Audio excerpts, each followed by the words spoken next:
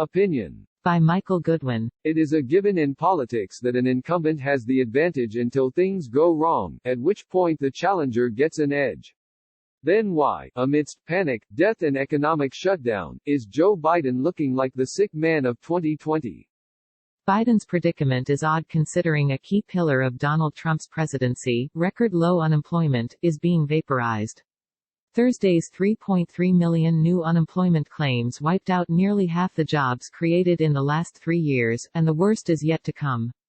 Millions upon millions of Americans are fearful about their health and that of their loved ones, and the job losses and stock market plunges are robbing family nest eggs. In addition, much of the media is slanting their coverage to damage Trump, all of which should be giving Biden a huge boost. Indeed, my initial assumption was that the former VP caught a lucky break in the timing of the coronavirus outbreak. His winning streak in the last primaries gave him a solid lead over Senator Bernie Sanders just before the shutdown froze the race and spared Biden added focus on his glaring weaknesses. At the same time, Trump would be on the hot seat and inevitable missteps would magnify the sense of an out-of-control crisis, damaging if not destroying his re-election chances. So how did the script get flipped, with Trump rising and Biden shrinking? And what can Dems do about it? The first answer is fairly obvious. Trump has outperformed expectations as Biden first disappeared, then reappeared in several dreadful performances. Despite initial reluctance, the president embraced the pandemic as a national threat and is ordering a massive mobilization. He calls himself a wartime president and is leading from the front, to a fault on occasion. His daily briefings demonstrate the hands-on approach Americans expect from a president during an emergency. He's on the case, and that's half the battle when stricken citizens need reassurance that somebody is looking out for them. Trump made a good choice in tapping Vice President Mike Pence to lead the task force, and the core team is credible and likable, especially doctors Anthony Fauci and Deborah Birx. By setting a target date of Easter, April 12, for a partial easing of federal restrictions, the president injected the first ray of optimism in the dreary projections.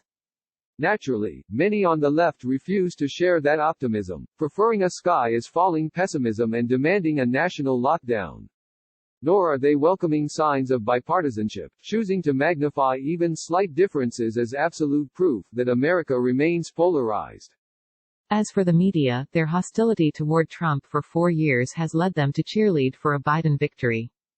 In truth, with the virus continuing to spread and deaths rising, all Democrats might benefit from the outbreak. But for now, that looks less likely because Trump is turning the tables. Polls show the president's job approval rising, and his handling of the crisis is getting strong majority support, including 60% in a Gallup survey. And that was before he helped push the $2.2 trillion relief bill over the goal line. Meanwhile, Biden is a shrunken version of the guy who got hot at the right time. After going silent for nearly a week, he emerged in video clips and interviews from the basement of his Delaware home, where he is quarantining himself. Looking isolated and lapsing into occasional gibberish, he seemed every bit the mentally challenged 77-year-old he was on the worst days of the campaign. Although he did better on a CNN virtual town hall Friday, his tics, such as having a 3-point answer to every question, do not inspire confidence that he is capable of being president for 4 years. So what can Dems do? Find another nominee. But first, they must bench Biden, or persuade him to bench himself. It's a job for Barack Obama. The former president remains the most trusted member of his party and is uniquely situated to deliver the bad news to his vice president. In fact, it won't be a total surprise given that Obama never endorsed Biden, despite making it clear he did not want Sanders, the only other choice, to be the nominee. Obama could pitch withdrawal as a final public service to country and party. For all we know, members of Biden's family share the idea and would welcome Obama's intervention. The timing is tricky because the remaining primary schedule is in flux, leaving Biden about 800 delegates short of the required majority of 1,991. It is even possible the July convention will be postponed or cancelled, creating huge complications around the nomination. And moving Biden aside makes sense only if there are better alternatives. By my count, there are 3. Gov. Andrew Cuomo is emerging as a favorite of some Dems because of his take-charge approach to the virus. His aggressive style would be a worthy counter to Trump's and, as a prodigious fundraiser with a legacy name, he would be better than Biden at uniting the party. At 62, he isn't burdened by age and health issues. On the downside, the New York model of sky-high taxes and insanely expensive public services would be a hard sell in swing states, as would Cuomo's foolish ban on fracking and fuel pipelines. Nancy Pelosi also deserves consideration. The House Speaker enjoys huge name recognition, is adept at twisting rich arms and has the requisite personal hatred of Trump. However, she turned 80 last week and her name on the ballot would unite Republicans as well as Dems. And there is always Hillary Clinton. Insiders say she hasn't given up despite being a two-time loser, and a rematch of 2016 would galvanize the nation.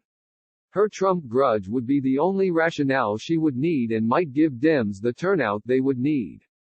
But first things first, paging Dr. Obama. About Buddy Blasio. Stop the presses. Here is what President Trump said Friday about Mayor de Blasio.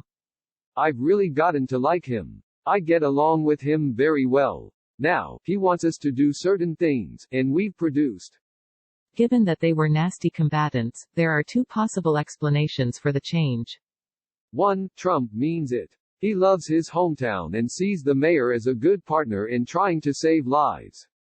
2. Trump is embracing de Blasio because Gov. Cuomo shuns the mayor. Cuomo and Trump swapped praise for a few days, but now are swapping barbs.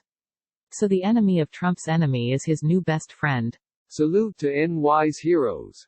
The old maxim that, if it bleeds, it leads, explains why bad news dominates the media, yet the need for good news has rarely been greater.